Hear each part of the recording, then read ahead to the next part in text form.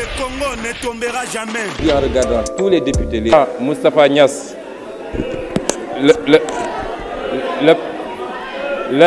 le président Moustapha Niasse ici président, le président Moustapha Niasse ici présent est très bien informé de ce projet. Le président Moustapha Niasse ici présent est bien informé du projet.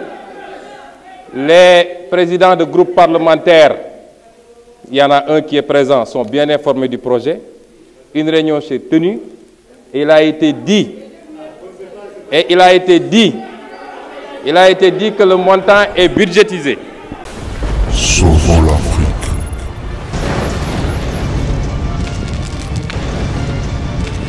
Dommage pour eux. Et si votre candidat est élu, est-ce que le Sénégal restera dans la monnaie commune franc CFA ou est-ce que le Sénégal demandera la suppression de cette monnaie commune? Est-ce que vous concevez qu'on peut se dire souverain alors que mon voisin me gère mon porte-monnaie? C'est une grande question. Et est-ce que je peux arrimer ma monnaie dans une parité fixe alors qu'on sait les conséquences que cela emporte au niveau économique dans les échanges? C'est une autre grande question. Toutes ces questions réunies nous amènent à reconsidérer la chose. Si la monnaie CEDEAO au niveau des pays de l'UEMOA, donc l'écho qui a été porté, aboutit à sa finalité absolue, mais on n'aura pas besoin de revenir sur la question. Parce que ce projet-là, il a été porté, ses déclinaisons ont été dites de manière très précise et claire, mais écoutez, il nous faut arriver à cela.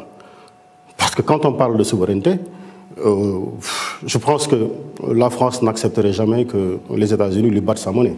Le Sénégal est-il à l'aube ou à l'heure de la rupture totale?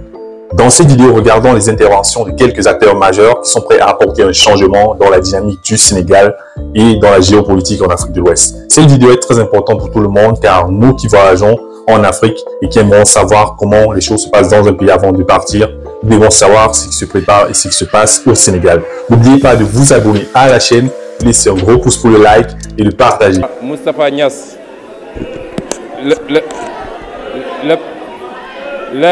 le président Moustapha Niasse ici président, le président Moustapha Niasse ici présent est très bien informé de ce projet. Le président Moustapha Niasse ici présent est bien informé du projet. Les présidents de groupes parlementaires, il y en a un qui est présent, sont bien informés du projet. Une réunion s'est tenue et il a été dit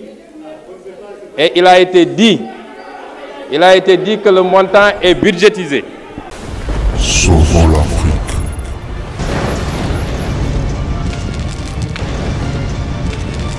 J'ai interpellé les principaux responsables.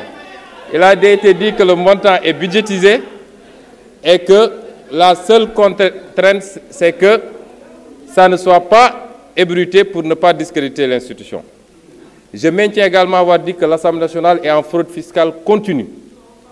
Parce que rien n'est liquidé, les députés ne payent pas correctement l'impôt. Maintenant, j'ai entendu... Laissez le collègue intervenir, s'il vous plaît. Laissez le collègue intervenir. Laissez-le intervenir, c'est son droit. Vous n'avez pas confiance en vous? J'ai entendu un député avocat dire qu'il va déposer une plainte. Je le mets au défi d'aller déposer une plainte. Et en ce moment, avec tous les documents dont je dispose, parce que nous avons reçu un rapport, je apporterai les preuves. Et le président Moustapha Niasse, ici présent, pourra venir témoigner, comme les présidents de groupes parlementaires, que si je n'avais pas intervenu, on aurait doté chaque député d'un montant. Or, je trouve que la majorité des députés ne méritent pas ce montant. Parce qu'ils sont là à applaudir, à voter sans savoir qu'est-ce qu'ils votent. La preuve, on vient de voter une convention fiscale dangereuse pour le pays. Et j'aurais même été tenté de demander au ministre s'il peut me définir les critères d'un paradis fiscal. Et chacun a levé la main sans savoir qu'est-ce que vous votez. Finalement, ce n'est pas une nouveauté, cette idée. Oui, parce que non seulement il n'a pas renégocié ses contrats, mais il en a très mal négocié des dizaines d'autres depuis qu'il est là. Vous savez, quand vous faites référence au président Macky Sall et à beaucoup d'autres comme lui, nous sommes dans un système, nous sommes dans une école politique où, pour des besoins strictement électoralistes, on fait montre de beaucoup de démagogie. On promet tout et son contraire. Notre génération n'est pas de cette génération-là. Nous n'étions pas des politiciens, nous n'en avons jamais fait. Et je crois que les Sénégalais comprennent bien que par la manière dont nous faisons la politique depuis 4 ans jusque nous sommes en politique, nous ne sommes pas là dans la langue de bois ou dans la démagogie. Si nous disons aux Sénégalais que nous allons renégocier, nous allons le faire. Le président Macky Sall avait promis de réduire son mandat à 5 ans, il ne l'a pas fait. Il avait promis qu'il ne mêlerait jamais son frère à une nomination, il l'a pas fait. Et le patriotisme, ce n'est pas seulement dans cet aspect-là, mais même intérieurement. Parce que le patriotisme, c'est aimer soi-même, aimer son pays, aimer son État. Et donc, même intérieurement, le rapport que nous avons souvent dans nos pays à la discipline, le rapport que nous avons au bien public, le rapport que nous avons au travail, nous renvoie à cette notion de patriotisme. Bravo. Et donc, je considère qu'on ne peut pas bâtir un pays, on ne peut pas développer un pays sans... Sauvons l'Afrique.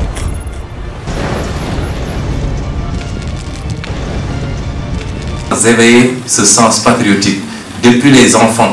Pourquoi on faisait l'instruction civique depuis le bas âge avec l'éducation jusqu'au vieillard de 150 ans. Et ça, nous le défendons sans complexe parce que nous considérons que ce qui nous manque fondamentalement, ce qui fait que nos dirigeants compromettent les intérêts nationaux aussi facilement et livrent un peu nos États, c'est parce qu'il manque de patriotisme. On ne peut pas, 63 ans après, avoir la peur d'adresser des questions qui nous concernent et qui sont un pan important de notre souveraineté, à savoir la souveraineté monétaire. Il n'y a pas de souveraineté comme nous le voulons en réclamant ou en nous battant pour un Sénégal souverain, juste et prospère dans une Afrique de progrès s'il n'y a pas de souveraineté monétaire. Il faut réduire les pouvoirs du président de la République.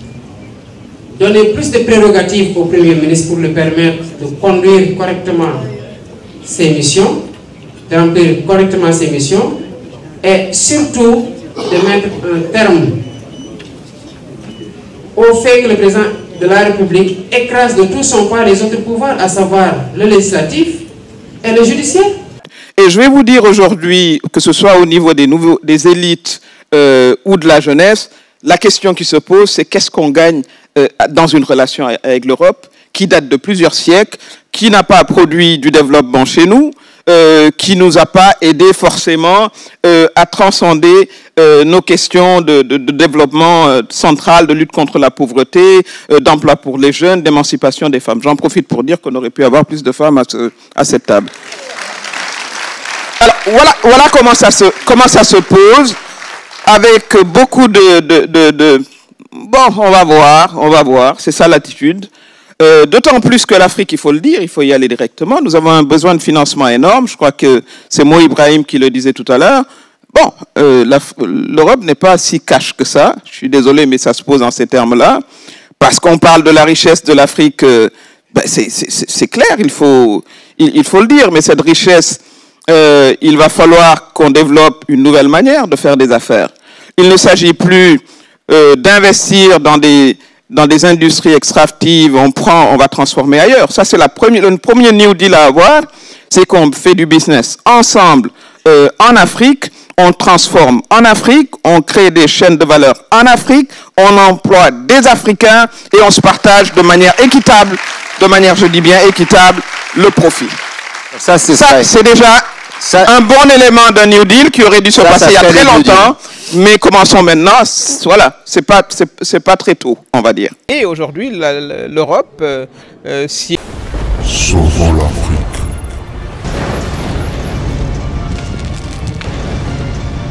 Si elle veut voilà, bâtir un partenariat avec l'Afrique, il faut que les termes de ce partenariat évoluent, comme je l'ai dit, vers plus d'égalité et plus d'équité. Autrement, voilà, le business africain ira ailleurs, se fera avec d'autres. Et voilà comment il faudrait envisager cette relation. Mais il faut surtout également que les stéréotypes sur l'Afrique change en Europe, que le regard européen sur l'Afrique change. C'est un regard ancien, bâti sur des mythes qui n'existent pas. Et ça, il faut que ça change fondamentalement. En tout cas, du côté de l'Afrique, c'est perçu comme tel. Il faut que le discours change. Les dérapages verbaux de hauts responsables est inacceptable. Alors si, dans un contexte compétitif, parce que l'Afrique, n'oublions pas, est quand même un continent très riche, qui a des ressources, qui a également un nouveau leadership, qui veut s'affirmer, qui veut défendre coûte que coûte les intérêts africains. L'Afrique a une population jeune, 70% de la population africaine a moins de 35 ans. Eh ben, on ne peut plus réfléchir comme il y a 50 ans. Plus rien n'est acquis, plus rien ne peut être comme avant. Donc c'est une invite justement à nos partenaires et amis européens voilà, de changer même de psychologie. Et d'attitude. Mais, ayant été nommé ministre conseiller auprès du président de la République, je lui avais dit que je lui dirais la vérité et rien que la vérité. Eh bien, je lui ai souvent dit la vérité et ça a dérangé.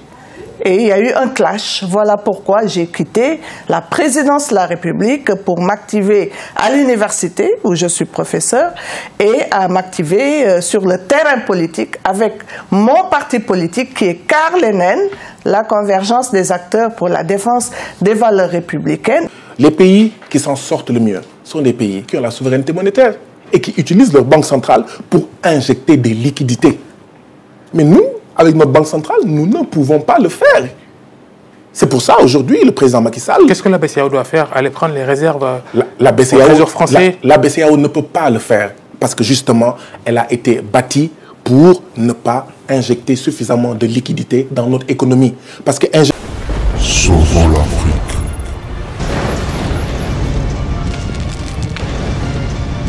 Injecter suffisamment de l'économie, des liquidités. Là, ils sont obligés de le faire. Ils vont le faire d'ailleurs, je pense. Peut-être. Ça sera dérisoire. Mais notre banque centrale n'est pas réellement une banque centrale. C'est ça la vérité. C'est pourquoi il nous faut rapidement, c'est une des leçons du coronavirus, arracher notre souveraineté monétaire, avoir une banque centrale réellement souveraine pour faire ce que la Chine fait, pour faire ce que d'autres pays qui s'en sortent mieux que l'Espagne, que l'Italie, que la France font. Parce que la Banque centrale européenne ne peut pas faire certaines choses comme notre banque centrale. Le PASTEF est un parti jeune créé en janvier 2014 et indissociable de la personnalité de son dirigeant issu du syndicalisme, Ousmane Sonko, 49 ans, un jeune âge aussi pour la politique sénégalaise. En moins de 10 ans, le PASTEF, acronyme de Patriotes africains pour le travail, l'éthique et la fraternité, a fait une percée fulgurante. Il commence à faire parler de lui dans la préparation de l'élection présidentielle de 2019.